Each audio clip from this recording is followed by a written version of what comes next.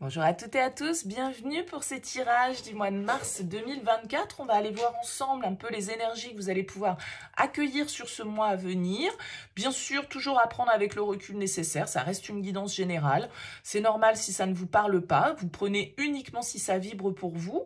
Allez voir votre signe solaire, votre signe lunaire, votre signe ascendant. Essayez de recouper un petit peu les différents messages pour y trouver votre propre message personnalisé. Et puis, si vous souhaitez une guidance avec moi, vous pouvez me faire un mail sur lililataro@yahoo.com. Le mail apparaît dans cette vidéo. Je fais toujours une approche préalable avant la première consultation pour voir si je cerne bien votre situation et si, du coup, c'est opportun qu'on poursuive nos échanges. Donc, n'hésitez pas, vous me faites un mail avec prénom, date de naissance des personnes concernées, le domaine, c'est pro, c'est sentimental, c'est financier. Pas de questions parce que dans vos questions, il y a déjà des éléments de réponse sur votre situation actuelle et j'aime bien partir d'une page vierge. Donc, restez le plus large possible. Et puis après, bien sûr, je reviens vers vous pour vous expliquer mon fonctionnement. Alors, pour ce mois de mars, on va utiliser le Oshozen Tarot. Ça fait une éternité que je n'ai pas utilisé ce tarot. Et on prendra une carte conseil avec l'oracle de la médecine chamanique. Voilà pour le programme. Bonne lecture à vous.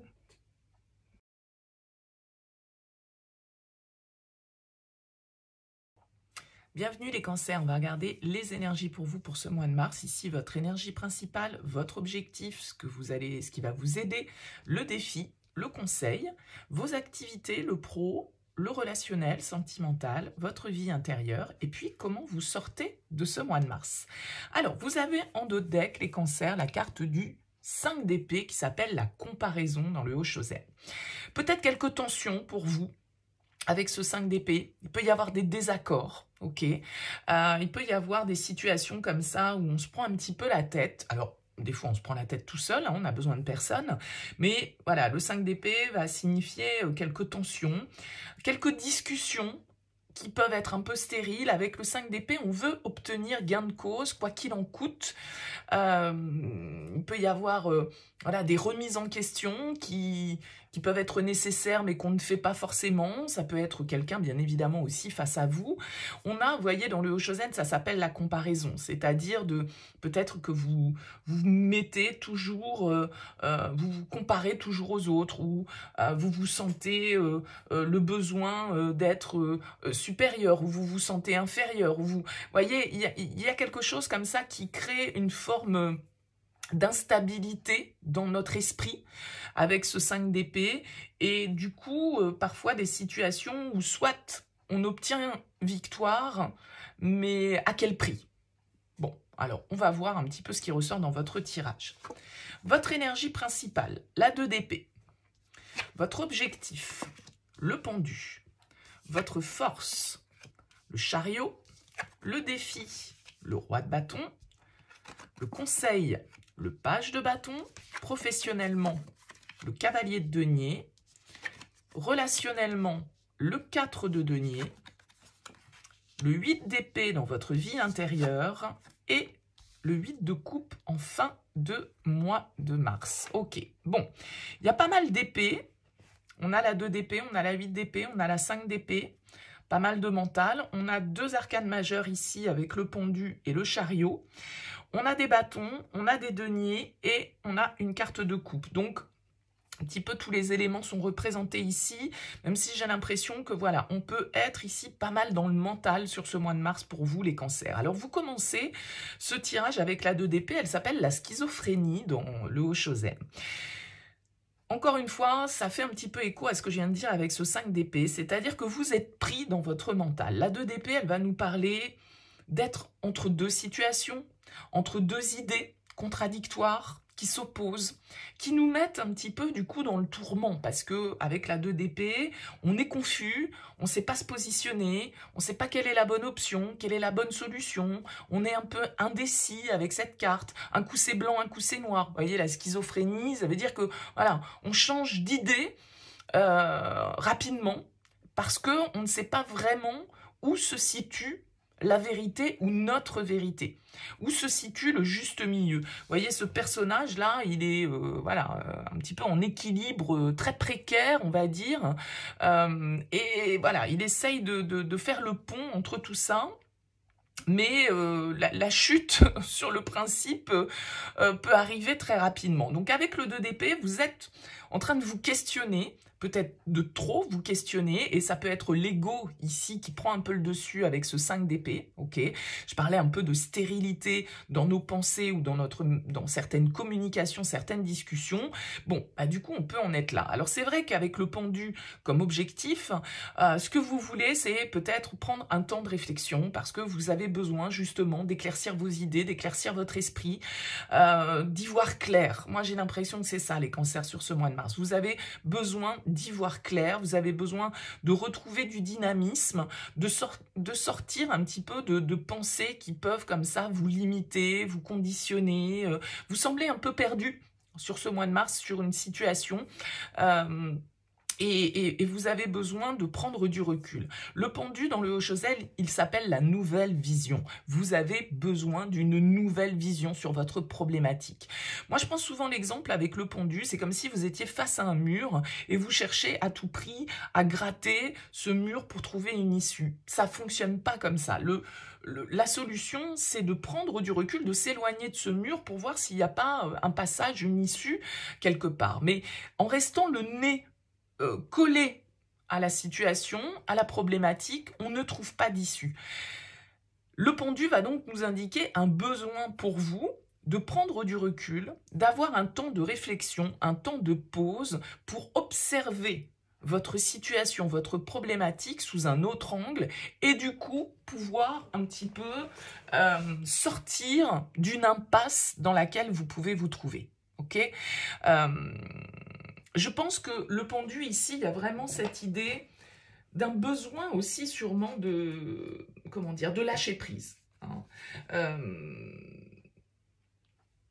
Il y a des schémas, entre guillemets, peut-être que vous devez briser.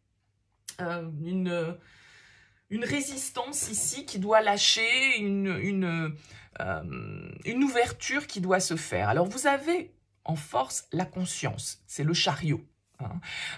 Vous voyez comme ce voile ici se déchire. Moi, je pense qu'il y a un vrai besoin de clarté pour vous. Vous vous prenez la tête sur un questionnement, sur une situation. Vous êtes pris dans un dilemme. Vous êtes pris dans un dilemme et vous ne trouvez pas d'issue à votre questionnement. Avec cette carte du chariot, c'est votre carte d'ailleurs, en plus, les cancers dans le tarot, donc la conscience dans le Haut-Chosel, il y a des prises de conscience à avoir. Il faut que ce voile ici se déchire, s'ouvre pour que vous puissiez percevoir votre situation autrement. Peut-être que le chariot, il nous indique que ce qui peut vous aider, c'est de bouger, c'est de partir, c'est de voyager, c'est d'avancer symboliquement. Le chariot, alors là, il n'est pas symbolisé comme ça dans le Haut-Chosel, mais c'est un chariot avec 2 chevaux. Maintenant, comment on dirige ce chariot? Quelle direction on lui donne? Quel est notre objectif? Où est-ce qu'on a envie d'aller? Donc, il y a une direction à vous fixer et peut-être que ça passe, pour certains d'entre vous, par un mouvement. D'accord? Donc, peut-être un déménagement, changement de lieu de travail, un week-end, des vacances, un départ symbolique, un voyage qui vous ferait du bien, je ne sais pas, une prise de recul, en tout cas sans doute qui est nécessaire pour que vous puissiez avancer. Et ça va être votre force. Votre force, il y a beaucoup de mental dans votre tirage, mais ce mental, à un moment donné, sur ce mois de mars, vous allez avoir la possibilité de l'éclaircir. Mais sans doute que vous allez passer par des phases qui sont un peu inconfortables parce qu'il y a quelque chose qui vous soucie, il y a quelque chose qui vous tiraille. Vous êtes tiraillé entre 2 solutions, 2 situations, 2 propositions, je ne sais pas. Mais vous êtes tiraillé. Donc, ici, il va s'agir d'être dans une forme de vérité et d'honnêteté par rapport à soi et de définir aussi assez clairement quel est l'objectif que vous souhaitez atteindre, la direction dans laquelle vous souhaitez avancer. Et a priori, vous allez avancer, pouvoir avancer avec cette carte du chariot. Le défi, c'est le roi de bâton. Alors le défi, ça peut être quelqu'un. Ça peut être, pourquoi pas, un signe de feu ici, Bélier, Lion, Sagittaire. Le roi de bâton, si c'est une personne, ça peut être quelqu'un qui a du pouvoir sur vous, qui a de l'autorité, qui vous influence, d'accord, dans justement votre prise de position. Et c'est peut-être cette personne qui sème le trouble, qui vient semer le doute dans votre esprit, qui vient vous faire vous poser 50 milliards de questions. Ça peut être ça. Maintenant, le roi de bâton en défi, ça peut être votre manque de confiance en vous. La peur d'entreprendre les choses, la peur d'aller de l'avant, de prendre des risques, de partir vers l'inconnu, de faire preuve d'audace, de courage pour aller, encore une fois, atteindre un objectif, une destination que vous avez en tête. Donc, soit c'est votre énergie, soit ça peut être l'énergie de quelqu'un autour de vous qui, effectivement, vient vous influencer et vient vous influencer de manière un peu autoritaire, un peu invasive et vient semer le doute et le trouble dans votre recherche de vérité. Vous avez le page de bâton en conseil. Alors, le page de bâton, c'est l'espièglerie. Le page de bâton, il invite à ouvrir une nouvelle porte. Il invite à plus de légèreté. Il invite à vivre les choses dans l'instant présent, sans trop se prendre la tête, comme des enfants pourraient le faire, d'accord? Le page de bâton, c'est vraiment une carte qui va nous parler de spontanéité, qui va nous parler d'une attitude aventurière, en fait, parce que le page de bâton, c'est celui qui ose prendre des risques, c'est celui qui est plein d'enthousiasme, qui a plein d'idées, qui sort un petit peu des sentiers battus, ok? Donc, je pense qu'il y a une ambition qu'il vous faut retrouver, une envie d'agir qu'il vous faut retrouver ici, peut-être une forme un peu, j'allais dire, de rébellion, d'accord, contre peut-être certaines idées toutes faites, contre certaines autorités ou certaines personnes qui vous limitent, hein, j'en sais rien, mais il faut se lancer avec le page de bâton. Il faut se lancer et il faut se lancer avec légèreté, allégresse, enthousiasme, sans penser trop, justement, et sans trop cogiter à l'avenir. D'accord? Il y a une forme de spontanéité ici qui vous est conseillée sur ce mois de mars les cancers. Alors, professionnellement, on a le ralentissement, c'est son nom dans le Hoshozen, c'est le cavalier de denier. Ici, avec le cavalier de denier dans vos énergies professionnelles, on a quand même l'impression que, bah écoutez, ça avance lentement mais sûrement.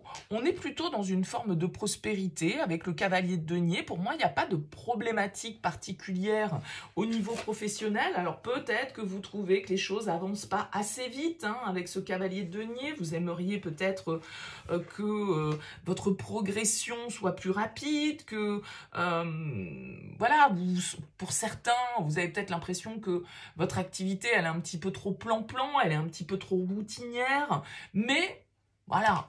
Cependant, avec cette carte, c'est quand même une carte de constance, de persévérance, d'accomplissement des tâches de manière assez concentrée. Donc peut-être ici, dans vos énergies professionnelles, l'influence d'un signe de terre, Taureau, Vierge, Capricorne, mais voilà, j'ai l'impression que on avance à petits pas vers son objectif. On n'y va pas au grand galop, mais on avance, c'est le principal. Même si parfois ça peut nous sembler un peu laborieux, même si parfois ça peut nous sembler un peu lent, on sait où on va avec ce cavalier de denier et on s'y tient.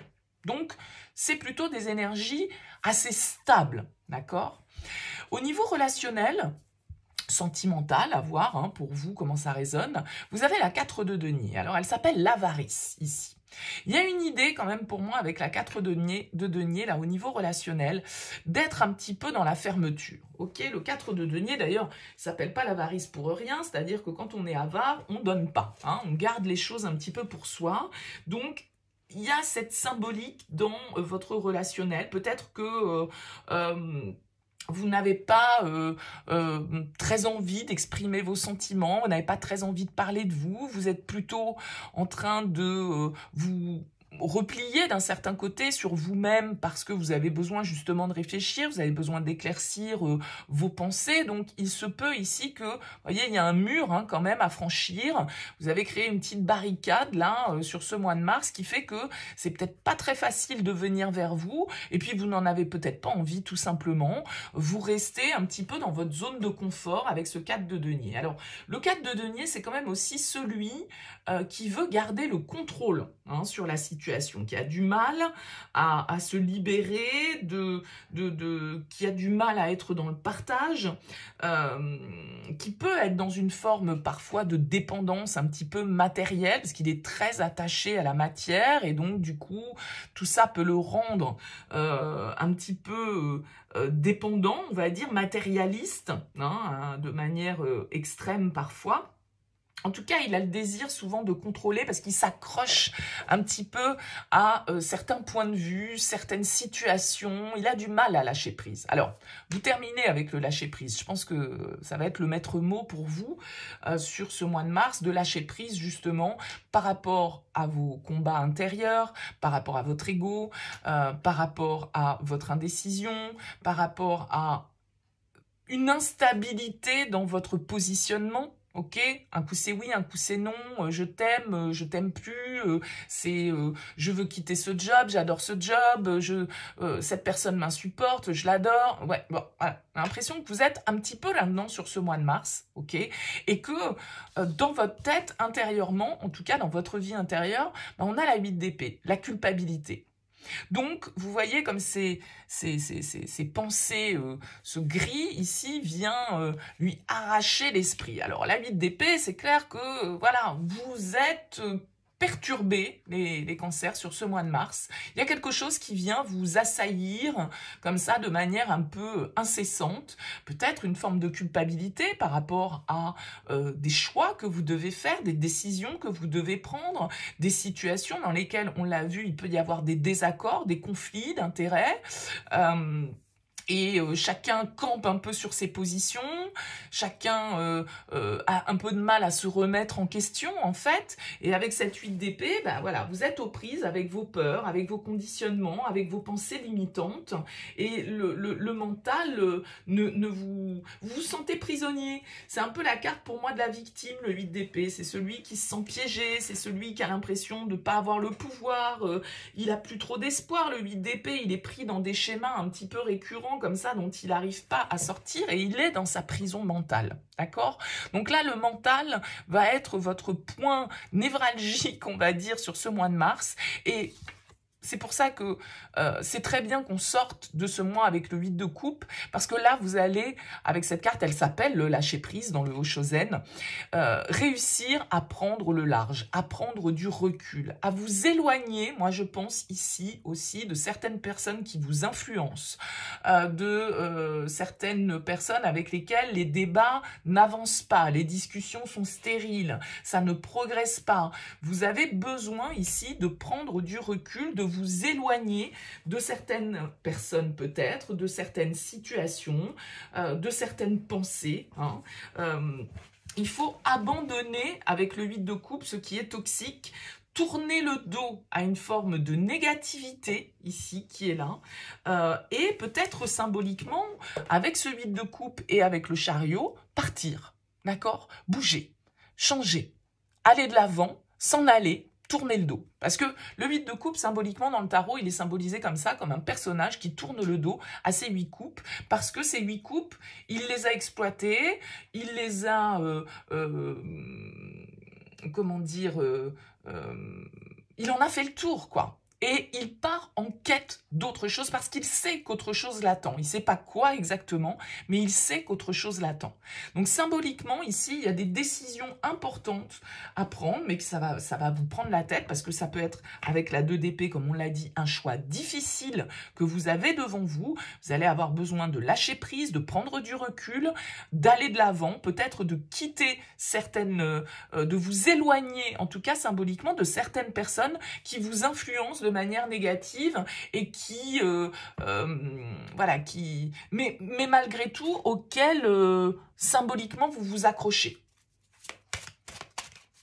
Bon, allez. On regarde une carte conseil de la médecine chamanique. Vous prenez pas la tête, les cancers. Soyez, voilà, faites comme vous le sentez à l'instinct avec ce page de bâton. À l'instinct.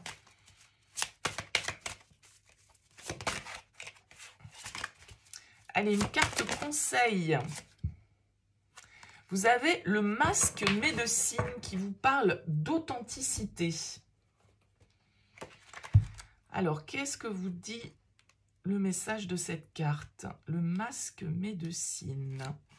On vous dit, ne soyez pas un mouton ni un béni oui-oui. Soyez fiers de qui vous êtes. Exprimez-vous en toute honnêteté et avec amour. Sincérité et intégrité sont de rigueur. Ne vous éloignez pas de votre véritable soi. Impliquez-vous uniquement dans des relations ou des entreprises authentiques, légales et fiables. Sous-entendu, ne vous impliquez pas dans des relations qui ne sont pas authentiques, qui sont illégales ou qui sont pas fiables. Okay ?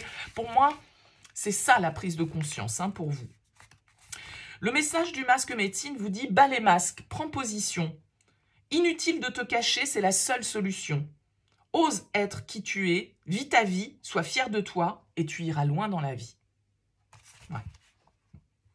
J'ai dit, pour moi, il faut s'éloigner d'influences négatives, faire les bons choix, se révéler, c'est vraiment ça.